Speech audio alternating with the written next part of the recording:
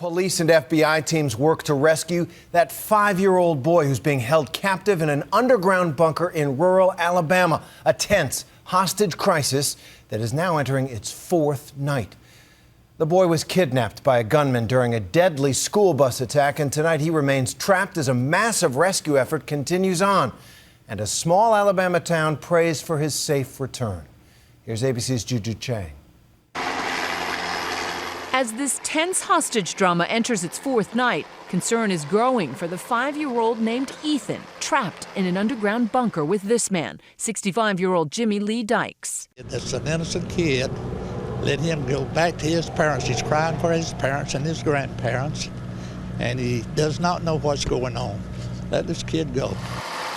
Today, the bright yellow bus turned crime scene was towed away. The child is on the line with us and just advising that the bus driver's been shot. The crisis began when Dykes boarded the bus full of kids on Tuesday. Brother and sister Tristan and Terica Singletary, who were on the bus, told ABC's Gio Benitez that Dykes threatened to kill them. My older brother's friend told us to stay down.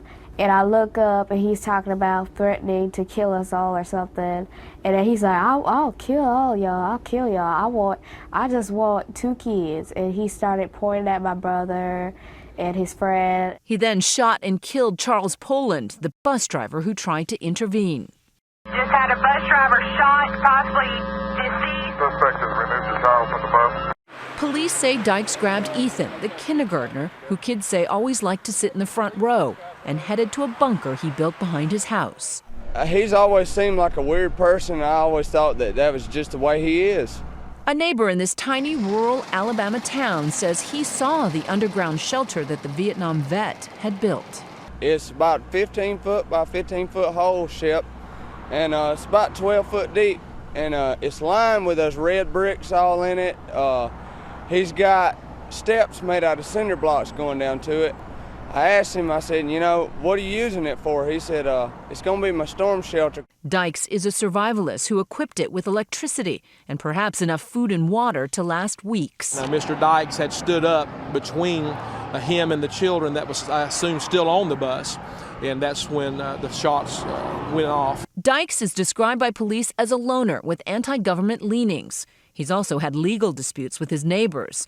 According to veteran negotiators, Dykes needs to hear one overriding message: there is a peaceful way out. Little things go a long way. Small things make big gains. So they're going to look for small ways to agree that will eventually put them on the right path to getting everybody out safely.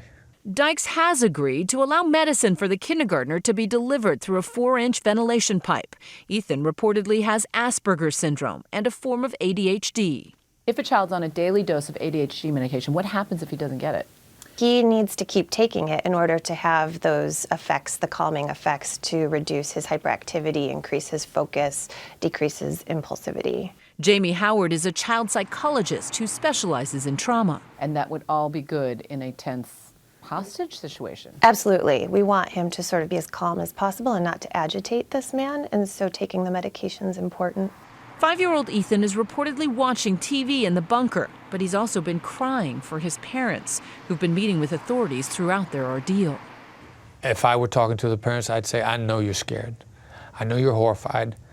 And I know that right now you feel completely alone, and it's almost overwhelming. Every parent of a 5-year-old is thinking, this poor child. Mm-hmm. Yeah, 5-year-olds are still quite young. They sometimes have the blanket, they sometimes suck their thumbs, they really need to be tucked in at night. This is really hard for a little boy, and it's really hard on his parents right now. It's not just that he's being held hostage. He has presumably witnessed a horrific murder right in front of his eyes.